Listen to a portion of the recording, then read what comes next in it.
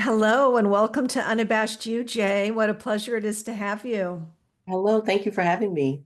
Oh gosh, my pleasure. I just feel like, we could have conversations with lots of people, really anybody who wants to share a part of who they are and a part of their story, because I think we can find each other so inspirational. Absolutely, I agree with you. Good. All right, well, let's get to know you a little bit.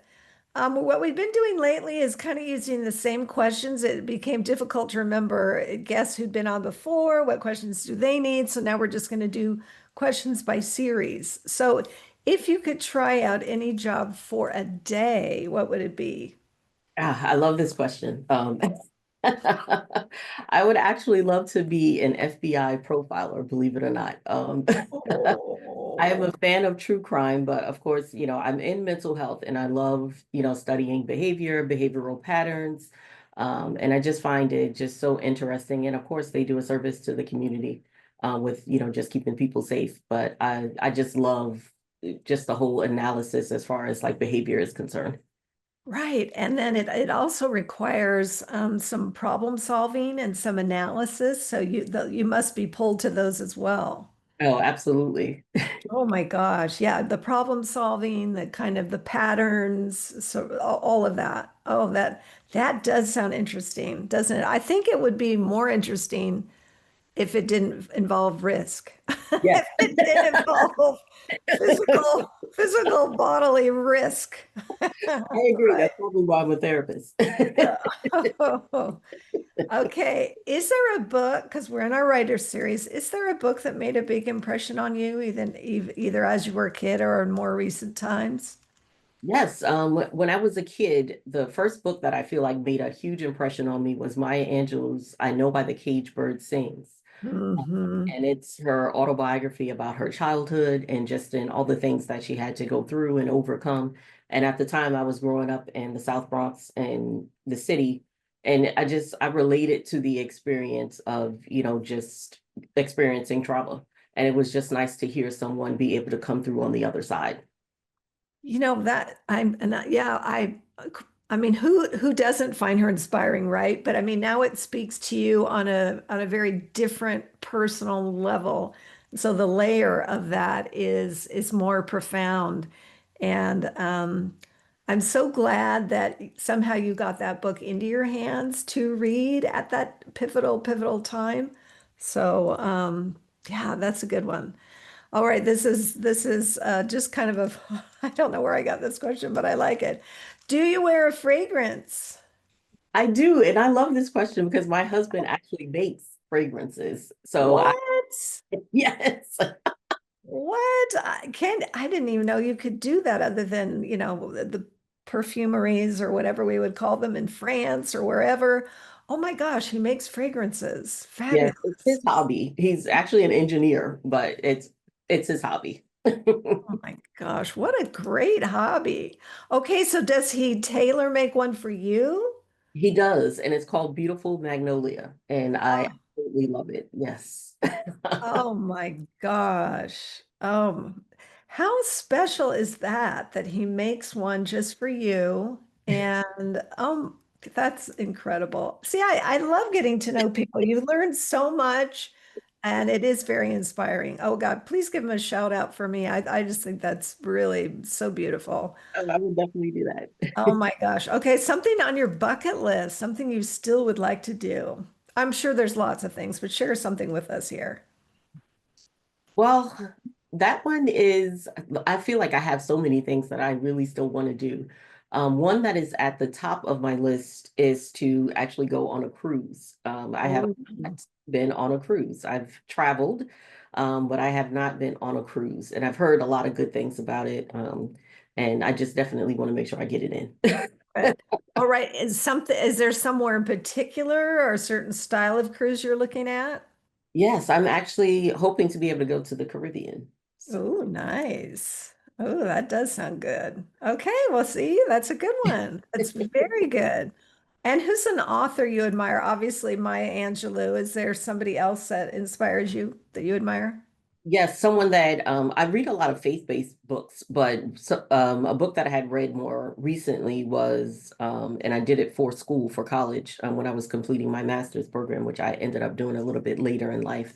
But it was Finding Fish by Antoine Fisher, and it actually ended up being turned into a movie as well. But again, I find myself drawn to these kind of inspirational stories about people who have had a traumatic past, and he talks about so many different issues and things that he's been through. And that does ring a bell, but I can't say I've read the book, but I think the finding the movie it sounds familiar to me. So I'm going to have to do a little research and see what comes up. All right. So incredible start, Jay. I already think you're just an incredible, wonderful woman. So here we go into our deep dive because we're in a series of thinking through my fingers, and we're talking to writers who write all kinds of different things. Nobody that's been on it does the same thing, and of course, it would be unique to each person. But let's talk about writing. So first, I want to talk about your current project or something that is already out there that we might be able to access. So my current project is All Things Work Together for Good. And it's my memoir or autobiography, however you want to say it. It's my life story. And I start off with my childhood, starting at age 13. I had something traumatic occur. And I'll give like a very quick summary. But my older brother, we grew up in the South Bronx in the projects, and my older brother, while we were at school together, he was shot and murdered while we were on our lunch break. Uh, Oh, so my last memories of him are just seeing him on the ground with bullet holes in his chest. Uh, oh, and of course, after that, I really get into it in the book, everything that I went through following it, even a little bit right before the incident occurred, even my last conversation with my brother before he passed. And I kind of talked through how difficult it was, all the challenges, all the changes that were going on with me, and how it affected me, not just immediately after it happened, but for many years to come. And that the end it leads me up to me finding my relationship with God and me mm. also my healing and growth and just learning who I was throughout everything. It's so interesting, Jay, because you and I have been emailing a little bit, in preparation for this, and I find it absolutely fascinating that these unspeakably painful, tragic things happen. And yet, God will make good out of it. It doesn't mean we're glad it happened. We're not. But we know we can count on Him to do what only He can do. I just continue to marvel and be amazed at the goodness that can come from really just horrible, horrible things. Well, for starters, you know, what a horrible thing to have to go through, obviously, for your family and for your brother. And my heart breaks that that's a big part of your story. Did you feel compelled to write, um, a, to heal, or because you wanted to help other people who were living traumatic experiences? Tell me about that. Well, I actually initially started to do it because I did want to help. I've always worked with young people, and I felt like, the best way to really to be a help was to try to write the book and be as transparent as possible. Sometimes I think, and I don't think people always do it intentionally, but sometimes I think when we, tell our experiences and the things that we've been through, we can sometimes oversimplify it without telling about all of the struggles. And I tried to be as transparent as possible and make it clear that every day was not like sunshine. I had some setbacks, I had some failures, I had moments when I wanted to give up, but through it all, I learned to believe God. And I had to learn to utilize the supports that were around me. And it wasn't a clean, easy picture, so to speak. Like I struggled. And I wanted to kind of lay that out and to let them know that they're not alone in their struggle, but if I could get through it, then they could get through it.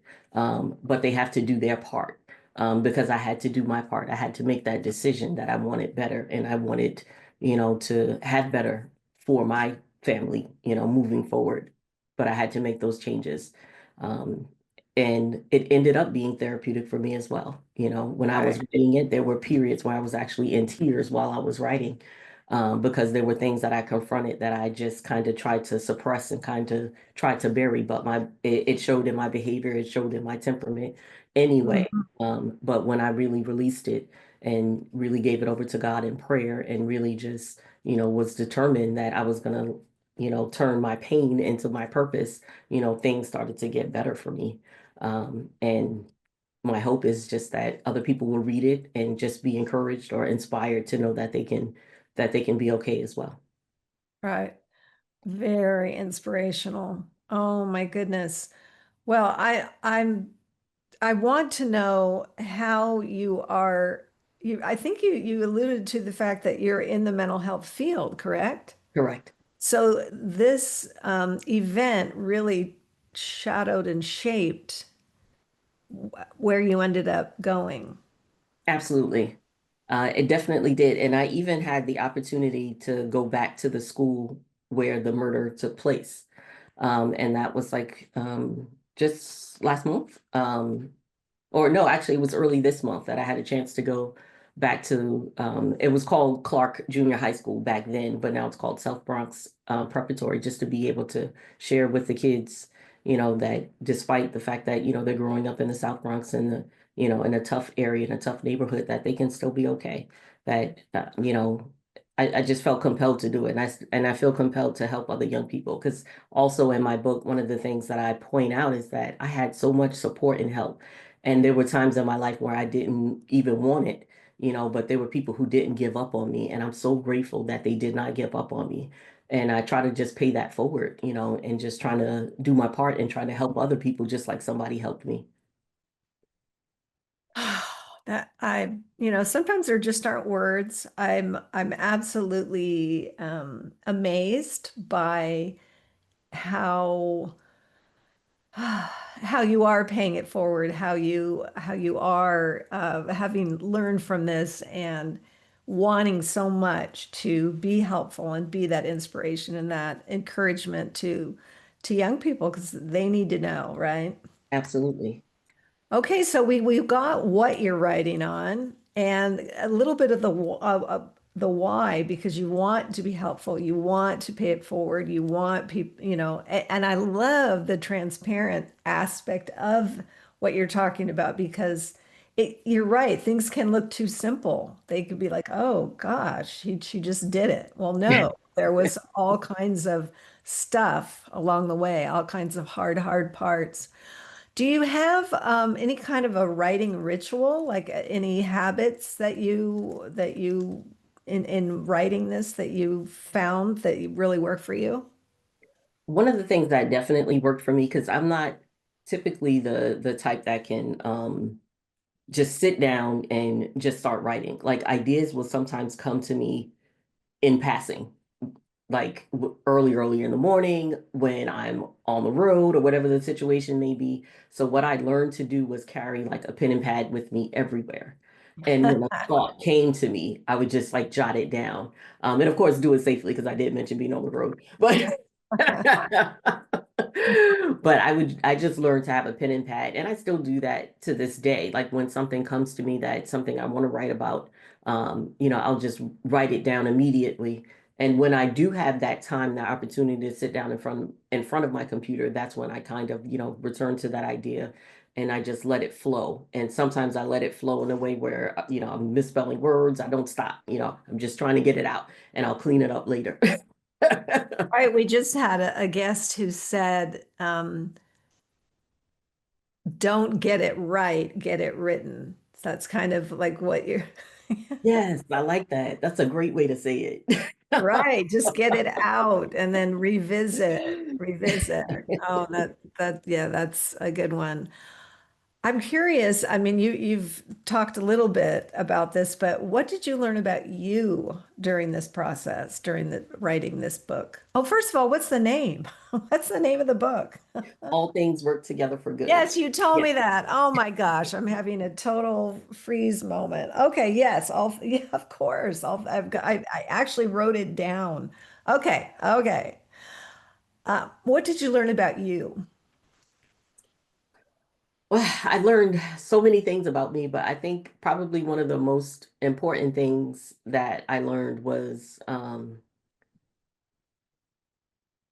that I have some level of resiliency. And I Mm. can be really, really hard on myself. I've always been really hard on myself. And I learned, just in my studies with, mental health and different things like that, that sometimes when you go through a certain amount of trauma and different things, like you can, kind of just kind of adopt certain ways of being. And one of them is, kind of being a people pleaser has been an issue that I had struggled with, and also with being hypercritical of myself. Ah, So in this process, I learned that, number one, it's okay to make mistakes. It's not about the mistakes themselves, but about how I, recover from my mistakes, whether I own my mistakes, I learn from them, and then I persist forward. And I learned just to do that, that it's okay to make mistakes. It's okay to have failures, and I've learned a lot from my failures. So just everything could potentially be a teachable moment if, I don't, hold myself back. Sometimes, I don't need anybody else, to criticize me if I'm going to be my biggest critic. And I just had to learn also that that's not okay. Just with also learning who I am to God, being a daughter of God, I deserve better than, beating myself up and being too harsh on myself. Um, and I just gave myself more room to make errors, to make mistakes, to have failures, to have bad days, but to get up and get right back in line. oh my gosh. Okay. I just think you need to either write a book or coach, or, I mean, you did write a book, another book, a follow-up book, a workbook, all these different things. And really, it's so incredible. And you have the desire. I mean, it's very clear you have the desire to want to be all that God made you to be, right? And, Absolutely. and you want to speak that into other people by the way you live, and then also with words, because words are very powerful, very powerful. Absolutely. All right. Do you have, are you going to keep writing? Is there more? Yes, tell me about that. Yes, I do have the desire to keep writing, and I actually wanted to work on a project with my son. And if I could tell a little bit of his story a little bit, because he also writes Sure. the testimony at the end of my book. But basically, when he was young, he had some struggles as far as school was concerned. He had speech delay and different things that were going on. And I was at the school constantly because, there were constant issues coming up. And I was just wondering what was going on with him. And even when going to the school, I felt like he was being presented in a way that I knew wasn't him. Uh, Um, and so then I started to volunteer at the school so that I could see what was also going on. And I ended up learning later that he was diagnosed with autism. mm, Um, and after I learned that, I went through some self-blame, I went through some guilt, and I remember praying and I remember crying out to God and asking him, what did I do that he ended up, being born this way? And I remember God directing me to the scriptures, and I'm just going to sure. paraphrase a little bit, but who did sin that this man was born blind? His parents or him? And, God's response is no one, but so that God could. And then from that moment on, I said, you know what? I told my son, you have autism. It does not have you. You are Uh, impacted by it, but you are not defined by it. You will be who God has called you to be. We started praying together. And since then, he has continued to progress. And when he was somewhere, we also received prophecy that, things would turn around for him. And around age 9, or so, he really started to do so much better. And it got to the point where he was actually even taken out of the special education category. And if you know anything about working within the school system, that hardly ever happens. And last year, he actually ended up graduating as his class valedictorian. Oh my That has gosh. brought him a long way. And one pastor had mentioned to him, God took him from no speech to giving a speech. Oh my goodness. That is such a great story. That really is. And it's more than a story. I mean, it's your life, it's his life. That is truly incredible. I love, love, love hearing that.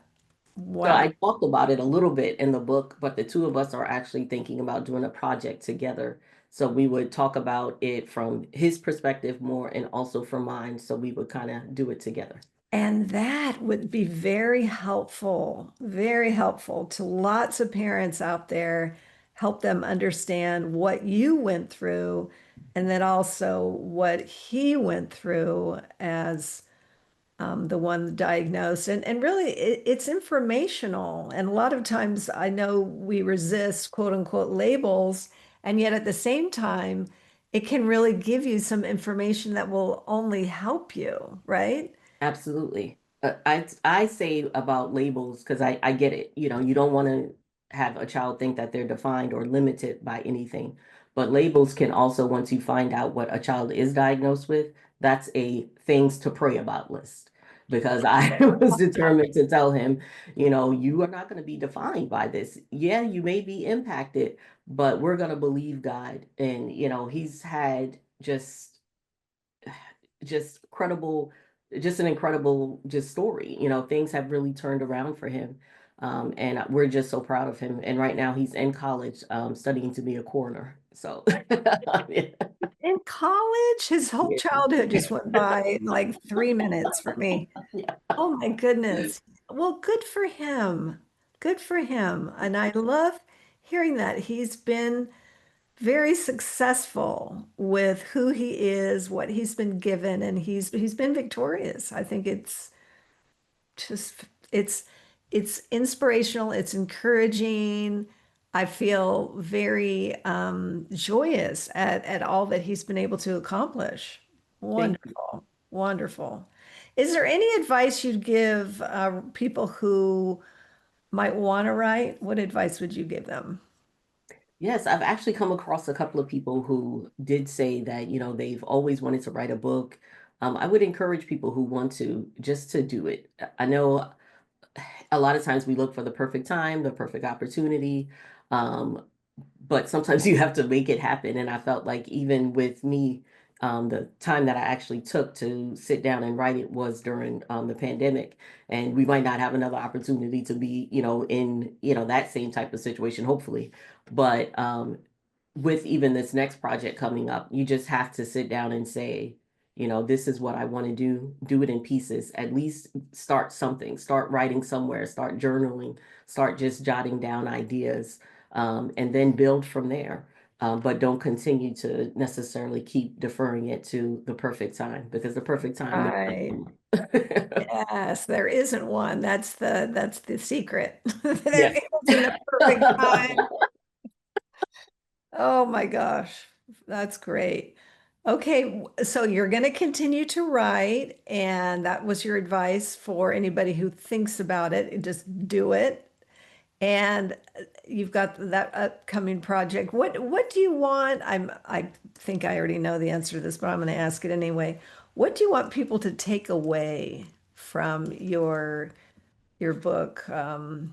Let's see. Where did it go? Working all things for good. All things work together for good. What do you want people to take away? Well, I felt like one of the things that God had given me, which I try to share with people continually, is your beginnings in life don't have to determine your endings. No matter how you start out, no matter what you may go through, there's still hope. And with the right supports, with your faith, with, believing God, with just being determined, with some level of determination, you can be okay. If things can turn around for me, things can absolutely turn around for you. Mm-hmm. So a lot of hope. And I recently heard hope is a discipline. And I thought I was like, what? I mean, I don't think I'd ever really thought of it that way, but when you sort of unpack the word hope, I mean, it does require some discipline to know, to have that feeling that God is going to work all things for good, and that is a hope and it's a promise, which I think is like, how does it get any better than that? I I like mean, that. Yeah. come on. Oh my It's goodness. discipline. Yes. Okay. Is there anything that you didn't get to share that you feel like you'd like to say? Um, Not that I can think of. I hope that people are encouraged by reading the book. And I love to be able to communicate with people. So I believe I may have given you my website. So it has my email address. If people want to reach out to me by email, I'll definitely respond back. Wonderful. And that was my next question is how can people find you? Tell me how people can find you for those of us who are auditory oral listeners. So Oral it's learners. yes. Ah, So my website is Jaye Ancruem, Jaye Ancruem, my last name .com. And my email address is listed on the website. So feel free to contact me and I'll yay. absolutely get back with you as soon Oh, as. that is so wonderful. Gosh, I love having these conversations. I leave absolutely feeling very full and very excited by all the different things people are doing out there to be of service, you know? Absolutely. You have a servant's heart. I mean, that is clear. Thank And you. yeah, I find it very uplifting, very exciting to see and to hear what people are doing to help one another. Just, I mean, that's, I think, a huge reason why we're here. Absolutely. And you're so right about that. Despite what may seem like is going on in the world right now, there's always hope. There are always caring people. There are always people who want to show love. So I That's love that. Thank you right. for doing that. I love My that. pleasure. Wow, what a great time this has been. Jay, thank you so much for your time. Oh, you're welcome. I had a wonderful time with you. Too.